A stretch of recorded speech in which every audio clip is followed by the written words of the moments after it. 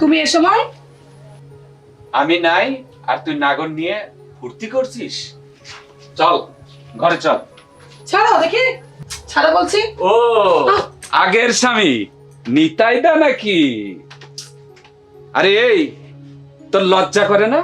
তোর যদি নিতাইকেই ভালো লাগে তাহলে আমার ঘরে কেন? হ্যাঁ যা ওঠ ওঠ। তোর মতো তোর মতো বইয়ের আমার দরকারই নেই। যা ওঠ বাড়া। এই তুই কিসের জন্য বাড়া বাড়া?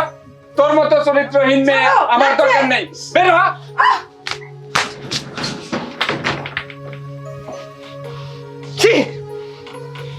কুকর্ম করলি একজনের সঙ্গে আর ফেসে গেলাম আমি। আসলে তোদের মতো চরিত্রহীন মেয়েরা না সমাজের ক্যান্সারের চেয়ে না ভয়াবহ। আমি যে পরক্রিয়া করি, এই পরক্রিয়ার কখনো তুমি কারণ জানতে চেয়েছো? তোরা কিসের জন্য করিস আমরা বুঝি না। তোরা তো এই শরীরের ক্ষুধার জন্য এইসব করিস। ছি, কখনোই না। নারীরা শুধু শরীরের ক্ষুধা মেটানোর জন্য কখনো এই কাজ করে না, করে তোমাদের মতো পুরুষের অবহেলার কারণে।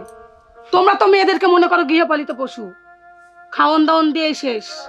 এটা বুঝো না নারীর আর কি লাগে না লাগে। কিন্তু আমার দোষটা কোথায় ছিল বলো? বলো আমার দোষটা কোথায় ছিল? তোমার দোষ অনেক ছিল, আমার দোষ সেটা তুমি বুঝবে না। তুমি অনেক রাত করে বাড়ি ফিরতে, ঘুমন্ত স্ত্রীর ওপরে ঝাঁপিয়ে পড়তে, চাহিদা মিটে গেলে কখনো আমার দিকে ঘুরে তাকাতে না, অন্য দিক ফিরে ঘুমায়ে থাকতে। আমার কি কোনো চাহিদা নাই? মন খুলে দুটো আমার সাথে কথা বলেছো? কখনো জানতে চেয়েছো আমার মনের অবস্থা? জানতে চাওনি। কখনো ভালোবেসে কখনো 2 মিনিট বলেছো আমার কাছে বসো, আমার সাথে একটু হাতে হাত রাখো? কখনো বলনি। তারপরেও কেন বলছো যে তোমার দোষ নেই? আমাকে বলছো নষ্টা মেয়ে।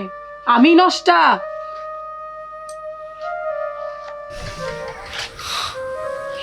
উফ,